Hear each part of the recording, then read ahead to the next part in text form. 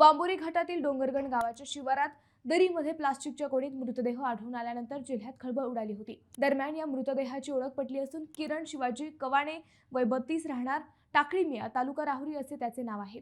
धक्कादायक बाब म्हणजे नात्यातील व्यक्तींनीच त्याचा खून करून मृतदेह गोणीत टाकून पुरावा नष्ट करण्याच्या उद्देशाने वांबोरी घाटात फेकल्याचे प्राथमिक तपासात निष्पन्न झाले।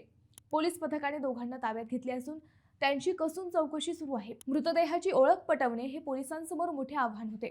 MIDC पोलीस ठाण्याचे सहाय्यक पोलीस निरीक्षक माणिक चौधरी यांनी मृतदेहाचे वर्णन जिल्ह्यातील सर्व पोलीस ठाण्यांना पाठवले, तसेच सोशल मीडियावरही प्रसारित केले। ते पाहिल्यानंतर किरण कवाने यांच्या एका मित्राने पोलिसांशी संपर्क साधला।